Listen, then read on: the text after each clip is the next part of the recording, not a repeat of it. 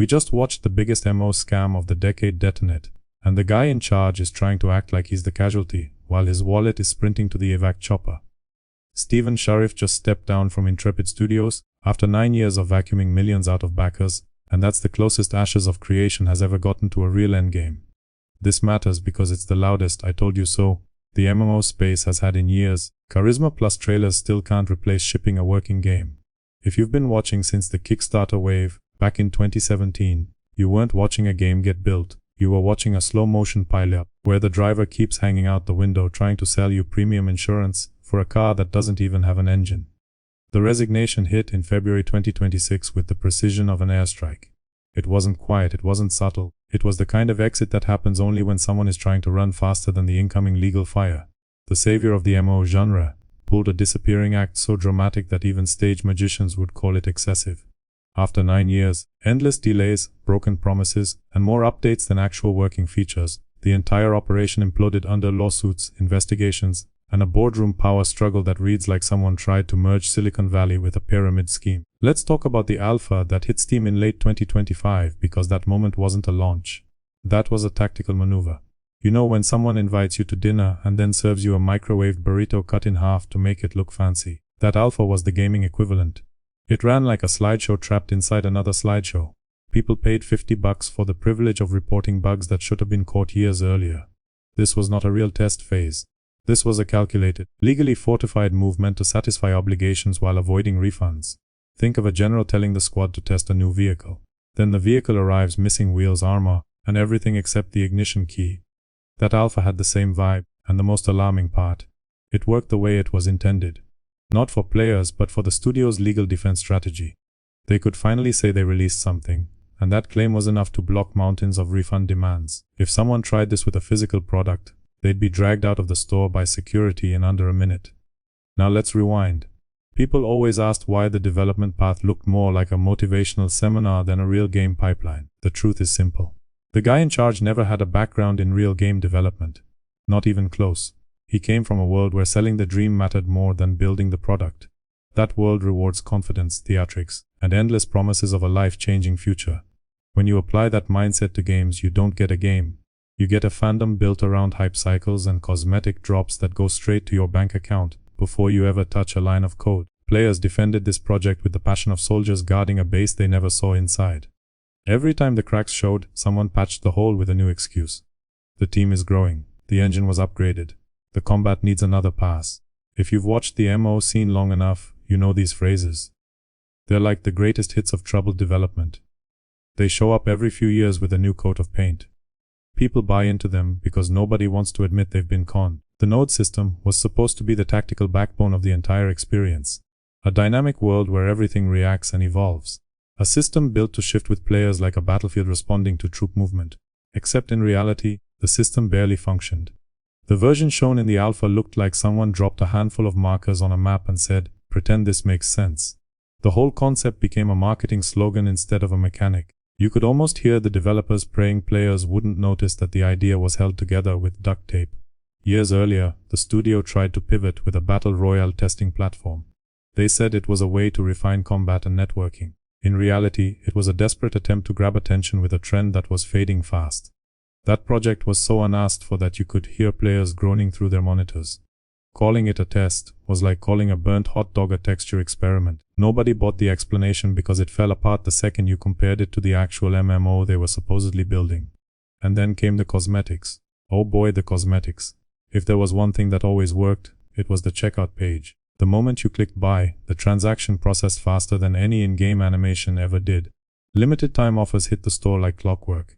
Seasonal bundles appeared like military ration drops landing precisely where they needed to be. The business model didn't care if the product existed.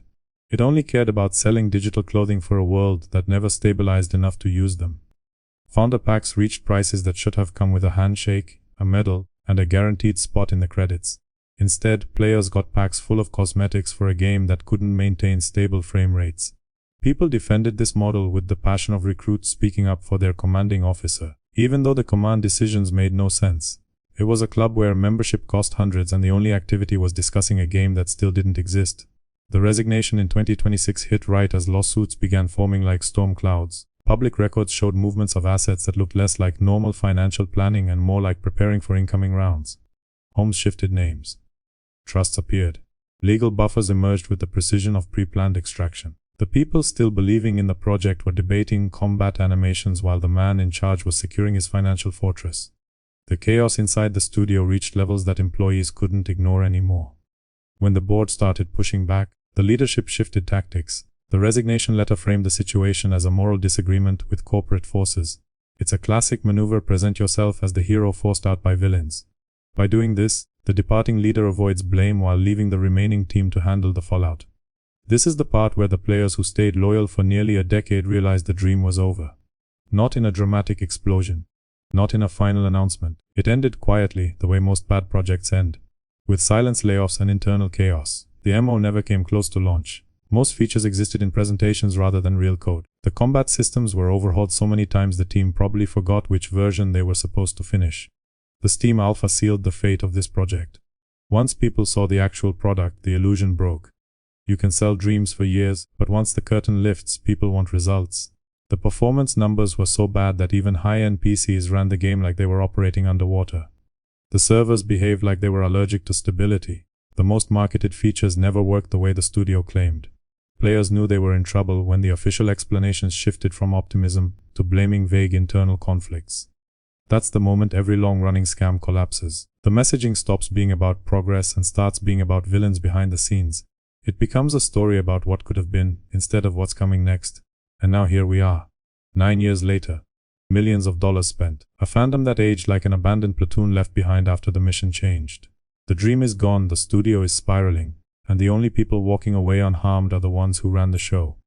But this whole disaster is bigger than one failed MMO. This is a warning for the entire industry.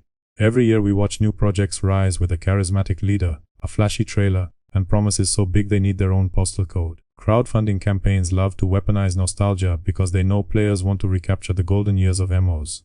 People want a world where choices matter. A world with real systems and player-driven consequences. The industry knows this desire burns deeply. That's why it keeps getting exploited. The people who grew up on early MMOs still carry that spark.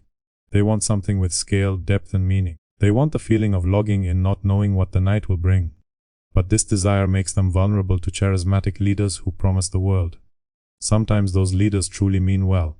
Sometimes they're just selling a fantasy. The real problem is that players can't tell the difference until it's too late. Developers become celebrities. Studios market founders as heroes. Trailers focus more on personality than product.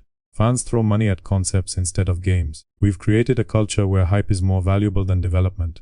Where early access is treated like a finished release. Where studios sell cosmetics before they finalize core mechanics. It's a battlefield where the only real victory goes to whoever monetizes the fantasy fastest. This collapse should be the slap that wakes people up. Stop funding dreams before they exist. Stop treating developers like they're rock stars. Stop assuming anyone with money and a microphone knows how to make a game. If someone promises a revolution, demand working prototypes. If someone claims the industry is corrupt and they're the antidote, run the other way. That narrative is the oldest trick in the book. If you're still hoping this MMO will rebound under new leadership, I have oceanfront property in the desert to sell you. This project is done. The fire burned out long ago. What remains is a crater filled with expensive lessons.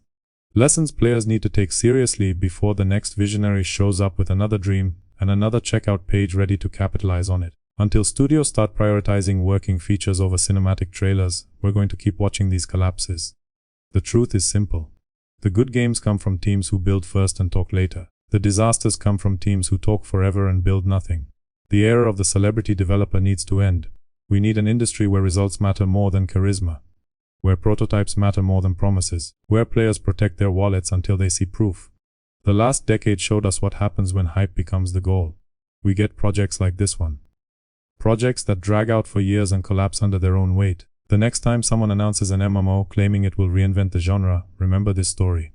Remember the alpha that ran like a slideshow. Remember the cosmetics that funded a lifestyle instead of a game. Remember the resignation letter written to dodge accountability.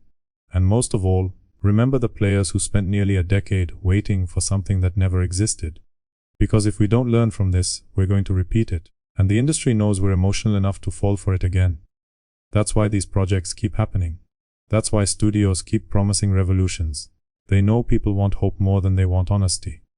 And that's the real tragedy, not the failed MMO, not the wasted money. The tragedy is how deeply players want something new. Something real, something built with care instead of marketing jargon. If studios respected that desire, we'd be living through a renaissance of great games right now. Instead, we're watching scams rise and fall while real talent gets buried under PR campaigns. This saga is going to be studied for years because it's the perfect example of how hype and greed can merge into a financial black hole. You don't need a working game when you have a loyal community willing to believe anything. You don't need real progress when you can release monthly cosmetics. You don't need results when you can blame internal corporate villains for every setback. But here's the good news. Players are waking up. The rise of better consumer awareness, better reviewers, and better refund policies is putting pressure on studios. The culture is shifting. People aren't blindly pre-ordering like they did 10 years ago. They aren't throwing hundreds of dollars at concept art anymore. They're waiting, watching, judging. If we keep moving in that direction, disasters like this will become less common. But only if players hold the line. Only if we stop letting hype override common sense. Only if we demand real gameplay instead of promises. The MMO genre isn't dead. But it's wounded. And it's wounded because too many people treated it like a faith-based investment instead of a technical discipline. MMOs are hard to build. They require massive teams, massive budgets, massive timelines. They are more complex than any other genre. Anyone claiming they can build one from scratch with a small team and a dream is selling a fantasy. The next time you hear someone make that claim, ask yourself one question. Where is the proof? Because without proof, you're buying into another story just like this one. Another saga that drags on for years. Another resignation announcement. Another alpha that runs at 3 frames per second. Another cycle of disappointment. The industry will evolve when players evolve. And this collapse is the moment where players need to look in the mirror and realize they hold more power than they think. If the community stops funding empty promises, studios will stop making them. If we stop believing that every charismatic leader is a genius, the scams will fade out. If we demand results, the industry will shape up. For now, all we can do is watch the wreckage, learn from it, laugh at the absurdity, share the memes, and move forward with a bit more caution. Because this wasn't just a game failing. This was a cultural moment. A moment that exposed everything wrong with hype-driven development. A moment that showed the cracks in the system. A moment that proved the MMO dream is still alive, but the people chasing it need to be smarter,